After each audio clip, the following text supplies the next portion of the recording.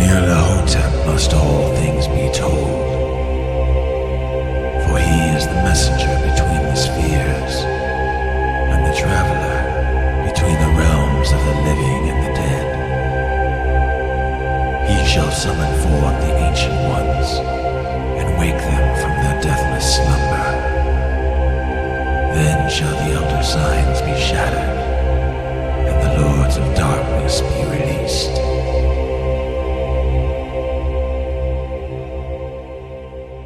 I've had a brainstorm to my question of the new demon I'll create. The demon of penance pooled together from the experiences of those who suffered under the corrupt temple priests of Egypt, combined with the victims of COVID-19 and born forth from their sins.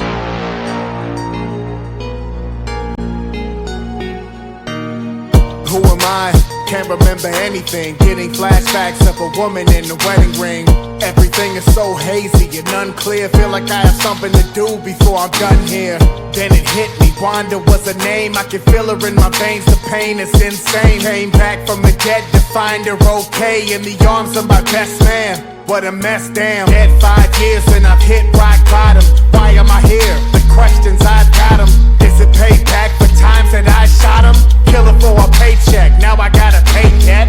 Who is this little tubby clown lurking? Tubby, huh? Funny when you get your mouth working. I'ma break it down for you, listen real close. There's a reason why your face looks like a burnt roast. Hell's fine, you got a job to do. You made a deal with the devil, now it's time to move. You can build Hell's army and pay your dues, or I'll make a little visit to your lady, choose. And I violate, I'm the violator. You can battle hate, but I'll make it greater. I'll annihilate Hell's gladiator. Short fact, but I murder like the Terminator.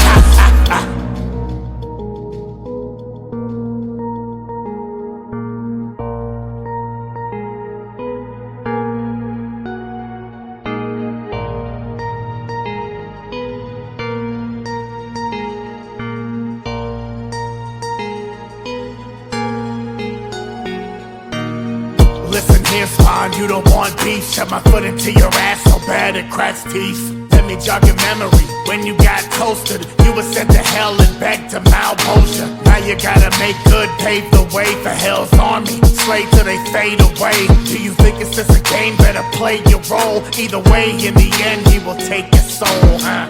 You don't know me, better back down. I'ma do it my way, and now it's my town. Clean the scum up, and I'm catching wind. I'ma light his ass up till we're matching skin. Aw, that's cute, what a nice facade. You get a little power and you think you God. I'ma show you real quick who you're messing with. So test me, bitch, and die like the rest who did. Hell's fine, you got a job to do. You made a deal with the devil, now it's time to move. You can build Hell's army and pay your dues, or I'll make a little visit to your lady, choose. And I violate, I'm the violator. You can battle hate, but I'll make it greater. I'll annihilate Hell's gladiator. Short fact, but I murder like the Terminator.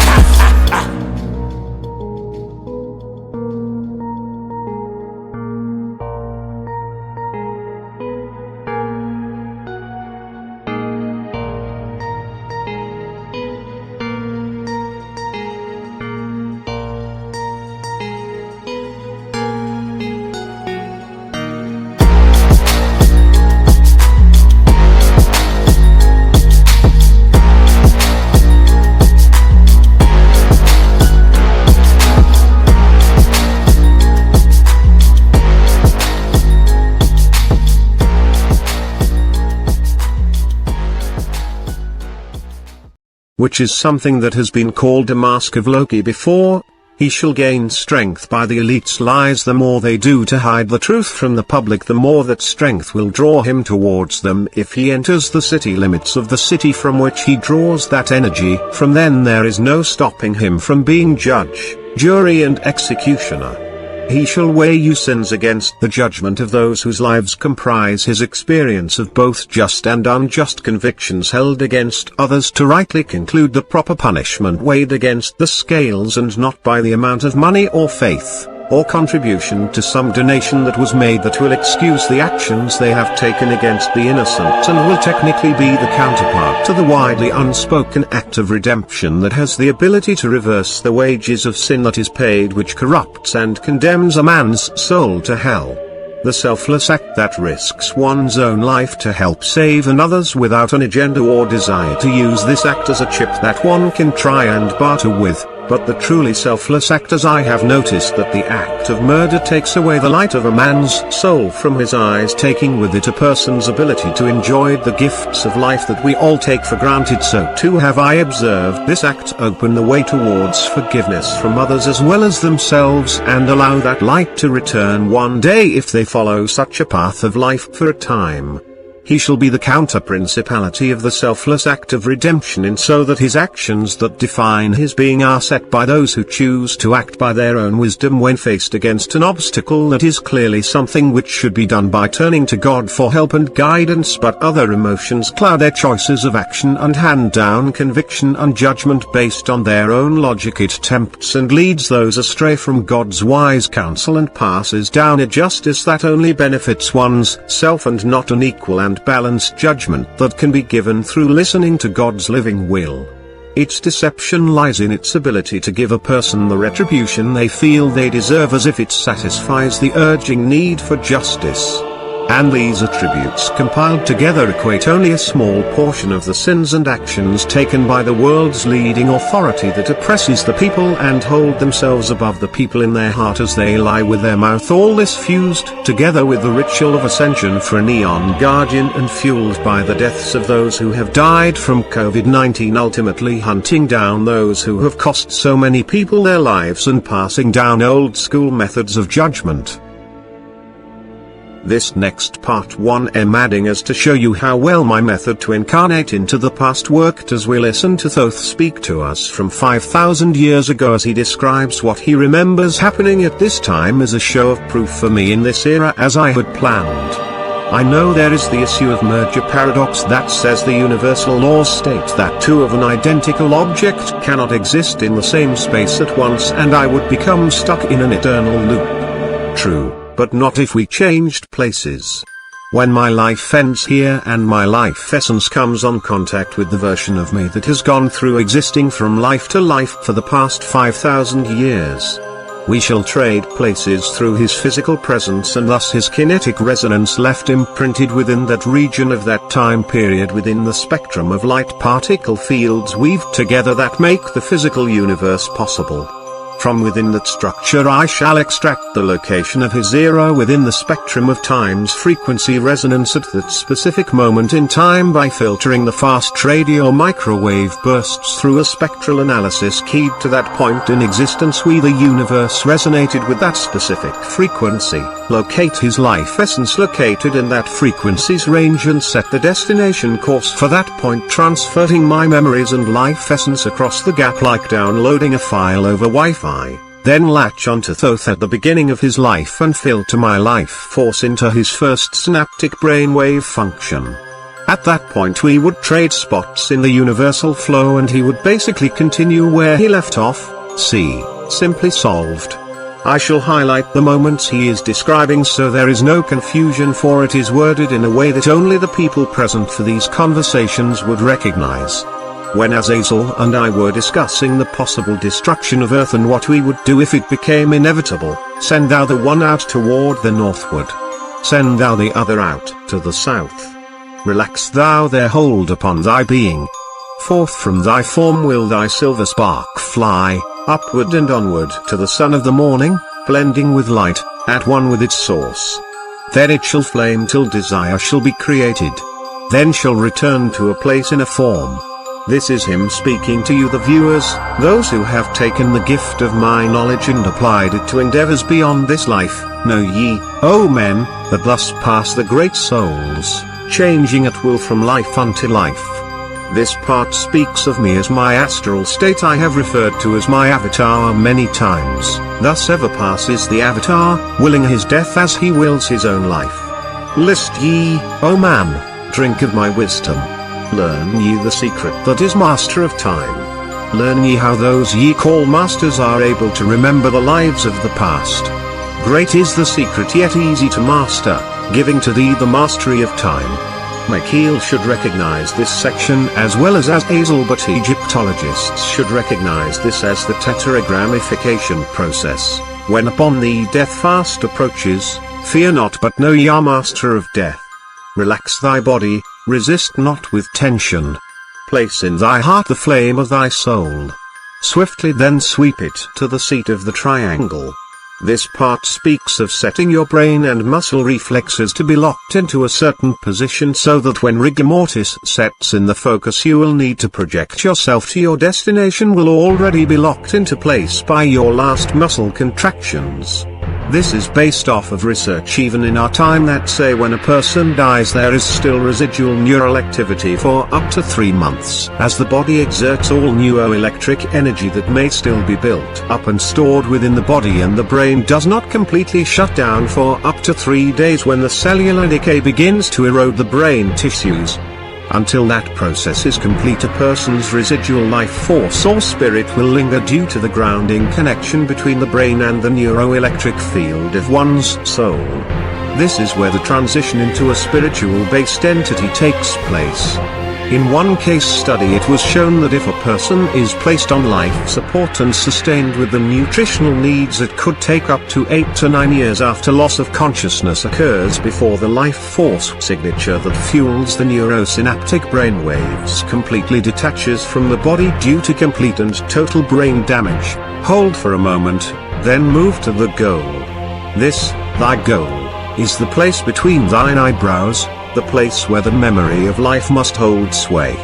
Hold thou thy flame here in thy brain seat until the fingers of death grasp thy soul. Then as thou pass through the state of transition, the memories of life shall pass, too. Then shalt the past be as one with the present. Then shall the memory of all be retained. Free shalt thou be from all retrogression. The things of the past shall live in today. In note-referenced subjects, Ian Stevenson examined reports of people in different parts of the world who claimed to remember past lives, mostly young children. He explored the idea that birthmarks and other skin lesions and abnormalities may provide evidence of cutaneous injuries sustained in a previous life, thus supporting the notion of reincarnation. The book he wrote, called Where Reincarnation and Biology Intersect, is modest in its claims. Stevenson called some cases investigated unsolved, where no deceased person has been found to match the birthmarks and memories of the child. Excluding unsolved and questionable cases, about 90 cases remain where there is a correspondence found between birthmarks on the child and similar marks or distinguishing features present on the body of the reincarnated personality during their lifetime, such as wounds, injuries and other stigmata. Well, I don't know about you all, but I have a birthmark on my left lower torso. Pause for dramatic effect from the Catholics. Pause for effect from the occultists. Now for those who are wondering about that significance. This is the mark that signifies the birth of Apollyon, the destroyer, as portrayed on the Omen movies. For Damien represents, on the level of cosmic balance, everything that is in opposition to Jesus. He is Jesus's principality counterpart, thus his natural enemy, but that is only in the metaphysical sense. These forces are so profound though they cross into and cause effects in reality. So to signify his birth, Damien would be born with the birthmark of the wound that killed Jesus, but on the opposite side of his body. It is not the mark of the beast, for the beast is the first of the sons of iniquity, as are the Bugiman, Livewire, the mystical archangel Michael, Pentecost, the Sandman, the unholy triune of the evil eye, the mystic worm and others. Those specifically are demons I've created personally. They are not comprised of anyone who sold their soul. I crafted and molded the very life force of these creatures mainly out of self-defense. As for proof to the truth behind my power, I say ask yourself a logical question. Say that there is truth to my claims of the deeds I have so far. Using such power and knowledge to help sustain this planet and save it from numerous scenarios of destruction, from asteroids to world wars to weather events that delayed the Ice Age we should have entered by now if Katrina, Ulma, Henry, Goni, Damien and others had not been made to try and balance the ecosystem's imbalance that would have put us by now, to the volcanic activity in Hawaii that allowed a venting fissure to open and relieve the pressure building beneath the Yellowstone volcano, along with many others. Now if you had a figure such as that, how much gratitude would someone like that receive from the higher powers that be on earth and above it? So you see, many of you deny the possibility of my power but fail to realize you all are a part of my rise towards it. Every one of you that has survived to this point is a proof to that claim. So continue to deny its truth, but honestly think about whether you, your loved ones, and the futures you all struggle to achieve and dream of, would still be here today. I'm not trying to reach for fame and glory here, I'm merely defending myself from the accusations of disbelievers who seek to undo my works is all. Now since the old record of this Nephilim skill was pretty much destroyed and the Bilderberg Foundation's computer archive only had part of the instructions of how this skill is preformed, I shall provide the detailed information on this skill and how it is used and give a copy of it to one of my students that can be reached over the comments section, and once they've verified you are associated to the proper culture that keeps these things preserved, they will provide you with the documents of this skill and its details with a completed version of its function, something nobody has had for some time. This skill is too dangerous to allow random access to just anyone. So I shall skip the details of it and simply describe it as transitioning into my Titan form. I journeyed down through the layers of crust and remembered my last visit, this time staying attached to the sediment ceiling, and there was definitely something wrong. Down along the upper layer of the mantle was a large coagulated mass of some sort of solid object that looked like the mantle core had a tumor, and there was a high amount of static discharge.